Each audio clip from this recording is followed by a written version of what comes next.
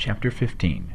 The Advancing Man. What I have said in the last chapter applies as well to the professional man and the wage earner as to the man who is engaged in mercantile business.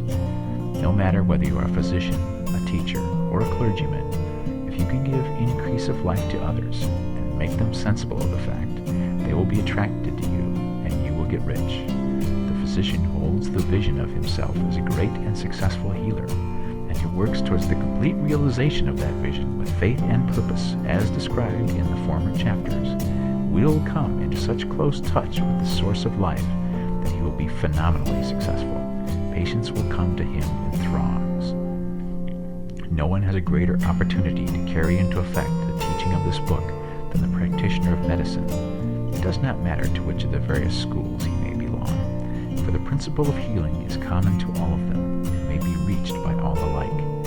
The advancing man in medicine, who holds to a clear mental image of himself as successful, and who obeys the laws of faith, purpose, and gratitude, will cure every curable case he undertakes, no matter what remedies he may use. In the field of religion, the world cries out for the clergyman who can teach his hearers the true science of abundant life. He who masters the details of the science of getting rich, together with the allied sciences of being well, of being great, and of winning love, and who teaches these details from the pulpit, will never lack for a congregation. This is the gospel that the world needs. It will give increase of life, and men will hear it gladly, and will give liberal support to the man who brings it to them.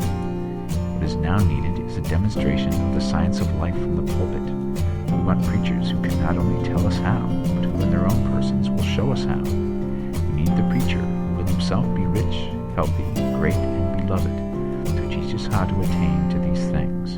And when he comes, he will find a numerous and loyal following. The same is true of the teacher who can inspire the children with the faith and purpose of the advancing life. He will never be out of a job. And any teacher who has this faith and purpose can give it to his pupils. He cannot help giving it to them if it is part of his own life and practice. What is true of the teacher, preacher, and physician is true of the lawyer, dentist, real estate man, insurance agent, of everybody. The combined mental and personal action I have described is infallible. It cannot fail. Every man and woman who follows these instructions steadily, perseveringly, and to the letter will get rich. The law of the increase of life is as mathematically certain in its operation as the law of gravitation. Getting rich is an exact science. The wage earner will find this as true of his case as of any of the others mentioned. Do not feel that you have no chance to get rich because you are working where there is no visible opportunity for advancement, where wages are small and the cost of living high. Form your clear mental vision of what you want and begin to act with faith and purpose. Do all the work you can do every day and do each piece of work in a perfectly successful manner. Put the power of success and the purpose to get rich into everything you do.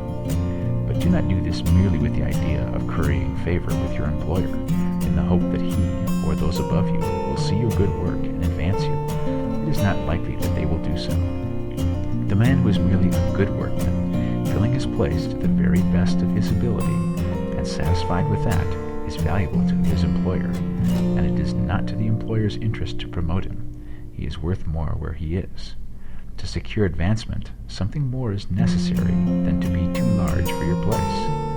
The man who is certain to advance is the one who is too big for his place and who has a clear concept of what he wants to be, who knows that he can become what he wants to be, and who is determined to be what he wants to be.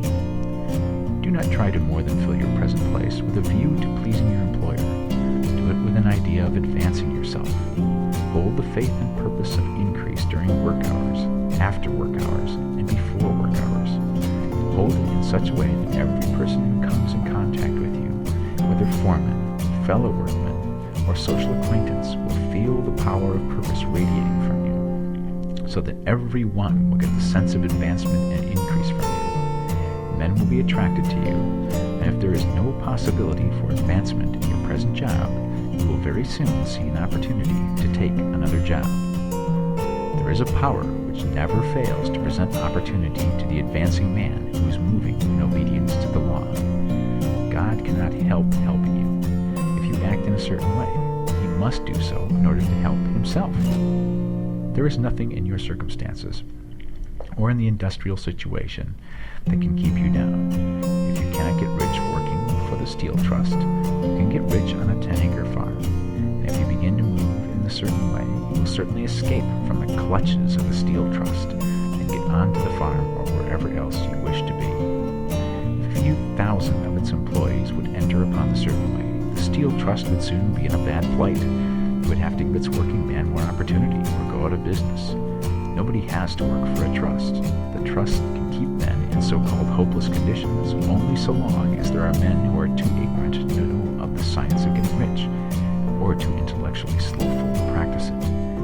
Begin this way of thinking and acting, and your faith and purpose will make you quick to see any opportunity to better your condition. Such opportunities will speedily come, for the Supreme, working in all and working for you, will bring them before you.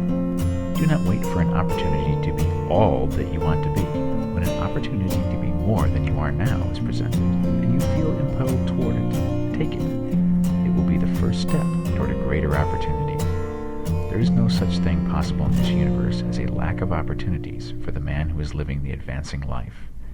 It is inherent in the constitution of the cosmos that all things shall be for him and work together for his good. He must certainly get rich if he acts and thinks in a certain way.